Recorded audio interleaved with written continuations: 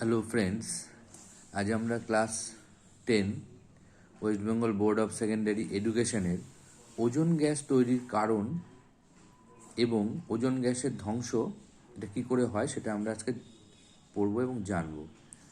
Ozone গ্যাসটা mainly stratosphere, বায়ুমণ্ডলের যে স্ট্র্যাটোস্ফিয়ার রিজনটা আছে অর্থাৎ স্তরটা আছে সেখানে তৈরি হয়। সেখানে কি হয়, সেখানে অক্সিজেনের যে অণু থাকে সেটা আমরা জানি সূর্য থেকে যে অতিবেগুনি রশ্মি অর্থাৎ ইউভি রশ্মি যেটাকে আমরা বলি অতিবেগুনি রশ্মি, সেটার বিভিন্ন রকম তরঙ্গ দৈর্ঘ্যের হয়। সেটা যেটা মোটামুটি 240 ন্যানোমিটারের কম তরঙ্গ দৈর্ঘ্য, সেটা অক্সিজেন অণুটাকে, স্ট্র্যাটোস্ফিয়ার স্তরের অক্সিজেন অণুটাকে কি করে, ভেঙে দেয়।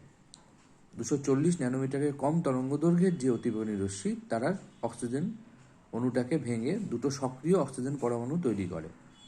এই সক্রিয় অক্সিজেন পরমাণু এরা কি করে, একটা অক্সিজেন অণুর সঙ্গে যুক্ত হয়ে ওজোন O3 গ্যাস তৈরি করে। এই বিক্রিয়াটাকে আমরা বলে থাকি আলোক রাসায়নিক বিক্রিয়া। এই বিক্রিয়াটা অর্থাৎ যে বিক্রিয়ার মাধ্যমে আমাদের ওজোনটা তৈরি হলো অর্থাৎ ফরমেশনটা হলো ওজোন গ্যাস স্ট্র্যাটোস্ফিয়ার স্তরে, সেটাকে আমরা বলে থাকি আলোক রাসায়নিক বিক্রিয়া। আলোক রাসায়নিক বিক্রিয়ার মাধ্যমে আমাদের এই ওজোন গ্যাসটা তৈরি হয়। কারণ এখানে এই যে আলো অর্থাৎ রাসায়নিক বিক্রিয়াটা হচ্ছে সূর্যের থেকে আগত অতি বেগুনি রশ্মি, সেই রশ্মির মাধ্যমে এটা হচ্ছে, অর্থাৎ অক্সিজেন অণুটাকে ভেঙে দিয়ে পরমাণুতে ভেঙে দিয়ে। এবার ওজোন গ্যাস এটা তৈরি হয়ে গেল। এবার ওজোন গ্যাসের ধ্বংসর কারণ কি? ধ্বংসের কারণে এখানে অনেকগুলো কারণ থাকে, তো আমি এখানে তোমাদেরকে দুটো কারণ বলেছি, একটা সিএফসি আর একটা NO2 বা NO এর ভূমিকা। এই দুটো গ্যাস, একটার নাম ক্লোরোফ্লুরোকার্বন সিএফসি এবং NO2 নাইট্রোজেন ডাইঅক্সাইড অথবা নাইট্রোজেন মনোঅক্সাইড বা নাইট্রিক অক্সাইড এর ভূমিকা। তো এখানে ধ্বংসটা অর্থাৎ ডিপ্লিশনটা কি করে হচ্ছে ওজনের, বলছে এই সিএফসি হচ্ছে CFCl3 এর একটা, সিএফসির অনেকগুলো ভাগ আছে, তার মধ্যে একটা সংকেত হচ্ছে CFCl3 টেট্রাক্লোরোফ্লুরোকার্বন। এটা হচ্ছে Cl3, তাই টেট্রাক্লোরোফ্লুরোকার্বনের নাম।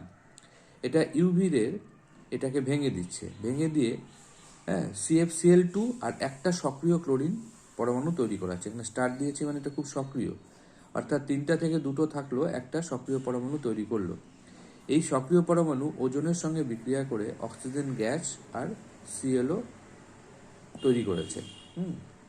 তো এইখানে সক্রিয় ক্লোরিন পরমাণু ওজনটাকে অক্সিজেনে কনভার্ট করে দিল, ফলে ওজনটা আর থাকলো না, ওজনটা অক্সিজেনে পরিণত হয়ে গেল। অর্থাৎ এই সক্রিয় ক্লোরিন পরমাণু যেটা আমাদের সিএফসি গ্যাস থেকে এসেছিল, সেটা অক্সিজেনে কনভার্ট করে দিল ওজনকে, ফলে আমরা ওজনের পরিমাণটা ওখানে কমে গেল। ঠিক একই রকমভাবে নাইট্রোজেন ডাইঅক্সাইড, এটা সূর্যের অতিবেগুনি রশ্মি ফোটন কণা যে থাকে, অতিবেগুনি রশ্মি মানে ওটা ফোটন কণা, সেই ফোটন কণাটাকে শোষণ করার পর নাইট্রোজেনের মনোঅক্সাইড আর অক্সিজেন পরমাণুতে ভেঙে যায়।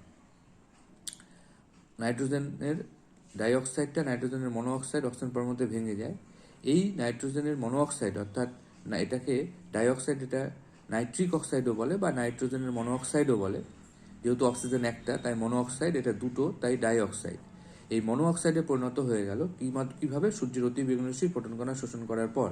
এবার সেটা ওজনের সঙ্গে বিক্রিয়া করে, ওজনের সঙ্গে নাইট্রিক অক্সাইড বিক্রিয়া করে নাইট্রোজেন ডাইঅক্সাইড আর অক্সিজেনে পরিণত হয়ে যাচ্ছে।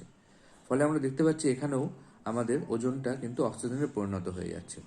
ঠিক আছে, তাহলে এইভাবে আমাদের ওজোন গ্যাস তৈরি এবং ওজোন গ্যাস কি করে ধ্বংস হয়, সেটা আমরা কিন্তু ক্লাস 10 WBBSE জন্য এটা খুব ইম্পর্টেন্ট প্রশ্ন, তৈরি এবং ধ্বংস। এবং তোমরা যদি সবাই বুঝতে পারো তাহলে চ্যানেলটি অবশ্যই সাবস্ক্রাইব করবে। ধন্যবাদ।